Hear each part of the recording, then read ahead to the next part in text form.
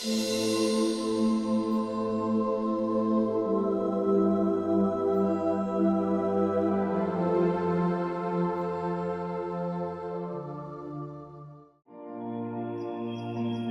story of Saint Stanislaus Kostka.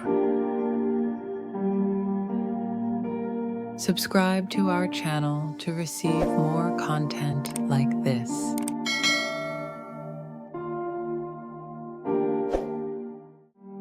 Stanislaus Kostka was born in 1550 into a noble Polish family, a household filled with privilege, expectation, and strict discipline. From the very beginning, his life stood out in a way that could not be ignored.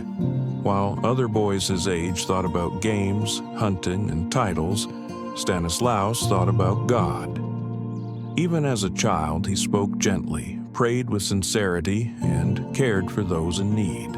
His calm faith puzzled many, but for Stanislaus, loving God was as natural as breathing. His family expected him to grow into a strong political figure, perhaps to serve the king or lead armies. But Stanislaus felt a different calling, one that burned deeply in his heart. At 14, he and his brother Paul were sent to Vienna to study at a Jesuit school. There, away from home, Stanislaus tried to live quietly and humbly. He prayed, fasted, and studied diligently. He avoided frivolous activities and focused on growing closer to God. His brother and other boys often misunderstood him. They teased him for being too serious, too holy, too different. But Stanislaus did not retaliate.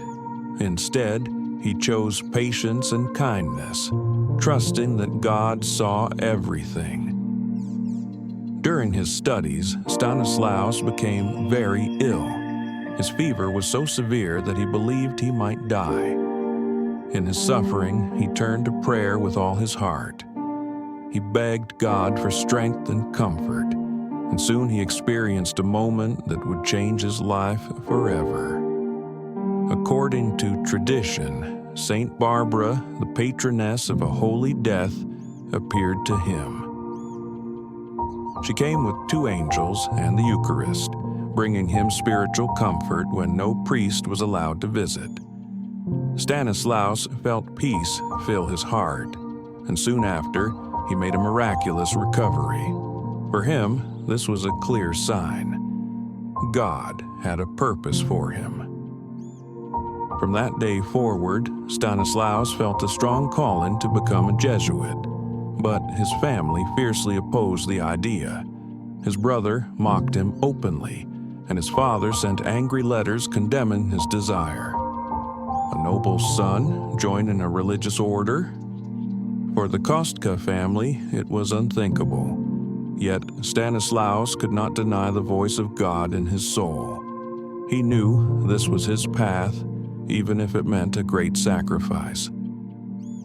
Realizing his family would never give their permission, Stanislaus made a bold and courageous decision. In the middle of the night, he left Vienna and began a long and dangerous journey on foot. He walked through forests and villages, across borders and unfamiliar lands. He dressed as a poor traveler so that no one would recognize him. Every step was fueled by faith, and every hardship strengthened his resolve. When he reached a Jesuit house in Dillingen, he was met with hesitation. After all, he was young, noble, and clearly running from home. But Saints Peter Canisius and Francis Borgia, wise Jesuit leaders, recognized his sincerity and purity. They welcomed him.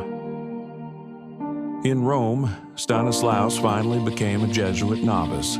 Though he was only 17, his faith was already solid as stone. His life there was simple and humble.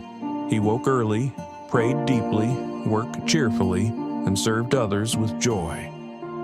His devotion inspired everyone around him. Though young, he had the maturity of a soul firmly rooted in God.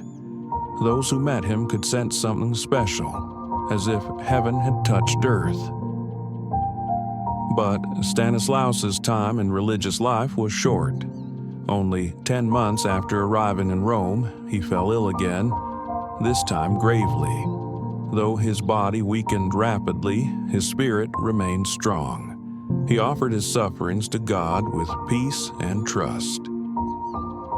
Knowing death was near, he asked to receive Holy Communion. With calm reverence, he prayed and whispered words of surrender. On August 15, 1568, the feast of the Assumption, Stanislaus passed away at only 17 years old, his face shining with serenity and hope. His fellow Jesuits mourned him deeply. Although his life was brief, his example was powerful. He had shown that holiness does not depend on age, wealth, or achievements. It depends on the heart's desire to love God completely. In time, miracles and devotion grew around his memory. The Church recognized his sanctity, and in 1726, Stanislaus Kostka was canonized a saint. Today, Saint Stanislaus Kostka stands as a reminder that true faith sometimes requires courage against all odds. He teaches us that answering God's call, even when misunderstood or opposed, is the path to peace. He shows the beauty of youthful holiness and the strength that comes from trusting God fully. His life tells us that every person, no matter how young, can be a light in the world if their heart belongs to God. May Saint Stanislaus inspire us to seek God with purity of heart, to follow His will with courage, and to remember that even a short life lived for Christ shines brighter than a long life spent in comfort without purpose.